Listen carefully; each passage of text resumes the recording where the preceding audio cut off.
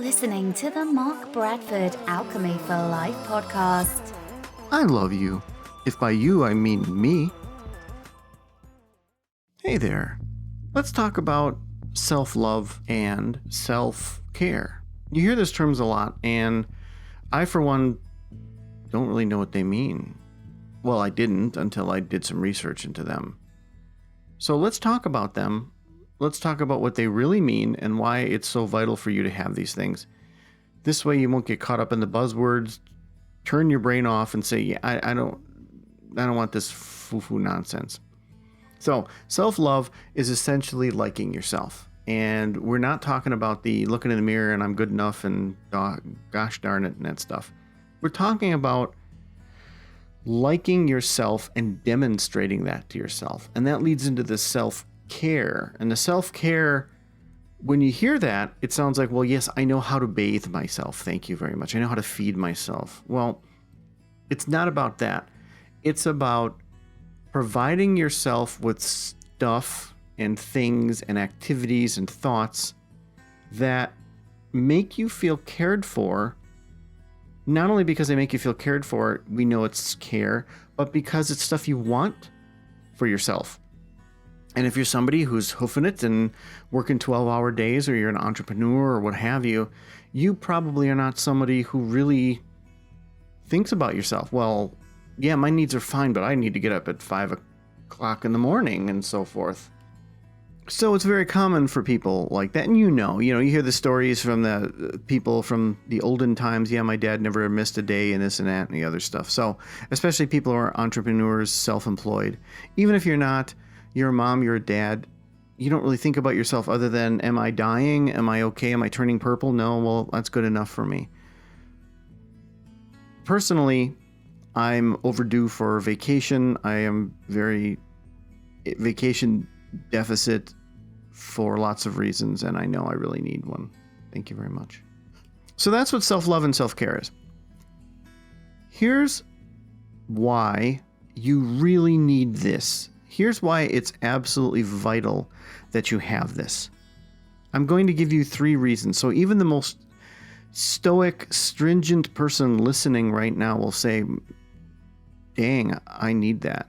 Because even if you don't care, even if you have a monk level of disassociation from your needs and your care, and you only care about other people in your life, I will tell you something that's going to convince you of that. So there's 3 reasons why you need this self-care and this self-love in your life. And as we discussed, it means you're doing stuff for yourself. And let's define it further.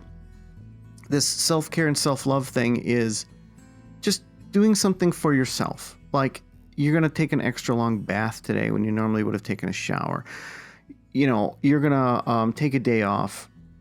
You're going to treat yourself to a little something that is normally not something you would do. So it may be even unhealthy food. It may be going out for a drink with a friend where you're like, yeah, I'm trying to lose weight. Stuff like that. Little things like that. Even to the point where you would drop your kids off and normally go to work and rush into work. Well, what if you dropped them off and you just took a moment to sit at a cafe and just stare and have coffee? Nobody's looking at you. You're not answering emails. I mean, that 15 minutes is a big deal because of what it tells you. So let's get to the reasons, okay? Reason number 1 for giving yourself this self-care. It's cliche, and it's something I've used in talks, and I mentioned in the Alchemy for Life book, but it's so true. It's that counterintuitive thing of putting your mask on first, meaning when you're in the airplane and they tell you, hey, if the masks drop down, put yours on first. And the reason you put yours on first is because if you don't put yours on first, you could lose consciousness, and now you can't help your kid.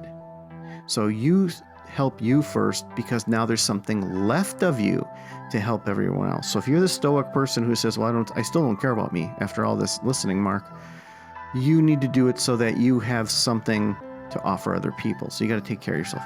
Secondly, when you are good to yourself, it energizes you and it makes you feel good about the rest of life. For example, if you're going to work this 10-hour day, it's a lot easier to do that if you go, well, you know what?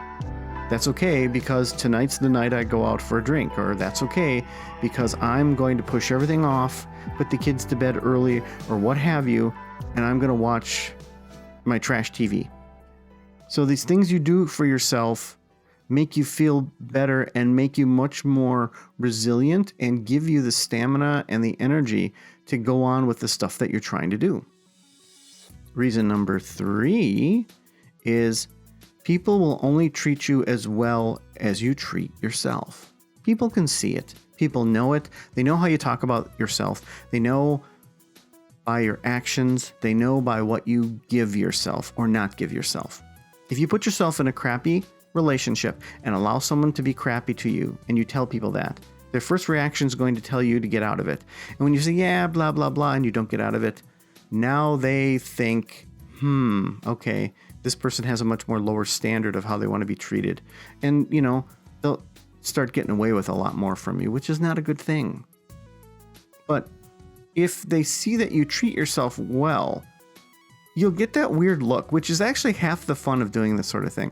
When you tell somebody, I'm taking half a day off on Friday. Oh, are you getting away for a big weekend? No. Oh, you got to run your kids to the doctors and you're just, taking care of that? No. Oh, I know. You want to clean up and, you have all these things that have been on your shoulders. No. Because I want a half day. I'm just going to take a half day. I'm driving down to that place by the lake and I'm just going to stare. Or I'm just going to go for a walk. Or I'm going to put my pajamas on and I'm going to watch a movie right in the middle of the freaking day. Or I'm going to open up a bottle of wine, whatever. Or you're going to meet a friend or something that's a little more organized. But when you say, no, I'm specifically taking that time to give to me because I like me. Doesn't that sound silly? Like, well, duh, right? But that, you'll see this glaze in people's eyes. You'll see the, and they will do these mental calculations that they don't realize they're doing, where they're like comparing like your work ethic and the way you normally are and how you treat other people. And if they see that you treat yourself well and they see that you treat other people well, they're going to want to treat you well because they're going to want to get on board with that. Seriously. That's seriously how it works. When you treat yourself a certain way in front of other people, that's where they're going to get the cue. And when I say other people, guess who I'm talking about? Everyone. Co-workers, your peers, your boss, your employees, your kids, your spouse, your boyfriend, your girlfriend, your family. Okay, with the last one, that one takes a lot of doing because sometimes there's so much ingrained for 20 years that, but you get the picture. Everyone sees that you are nice to you. And stop thinking that. I know you're thinking right now, well, I don't want to overdo it. I don't want to be too extravagant. I don't want to be one of those people who's selfish, I don't want to be one of those people. I don't want to be a narcissist. Respectfully shut up, okay? If you're thinking those thoughts, then you're not one of those people. Aha. So it's just do it. And if you're going to say to me, well, Mark, there's a cost involved in this and that, I can't afford to keep going on vacations to, be extravagant. Well, then I say, how much does it cost to buy the 78% cocoa chocolate bar? And just go, ho, ho, ho. How much does it cost to buy a cheap bottle of wine? Really? And that's my favorite kind of wine. How much does it cost to take a detour on the way home? And I'm talking about an investment in yourself. And you know what I say in my latest book. I'm not talking about trying to manipulate you emotionally into buying services from people like me. I'm talking about you taking care of you. I'm talking about you going and buying that candy bar, that bottle of wine, taking the detour, that little something, That thing where you get out of work an hour early and instead of immediately running to pick up the kids or immediately doing that other thing or filling it in with grocery shopping, you go screw it and you go home. And you just relax, you sit in your underwear or whatever the thing is that makes you feel good. You just go do that thing for a little bit. And the cost is going to be below minimal. It's going to be negligible, even though I apparently can't say that word. So just do it. And now you have 3 reasons why it is absolutely essential that you give yourself this care and this love. Hey there, thanks for listening. You know I always appreciate your feedback, right? Well, here's a chance. You can connect with me on Instagram, via the Alchemy for Life site, or most other social media. If you like this podcast, you may love my new book, Alchemy for Life: Formulas for Success. The 239-page paperback is available on Amazon and everywhere else you get your books. All this info is available at Alchemy for Life. Thank you. See you next week.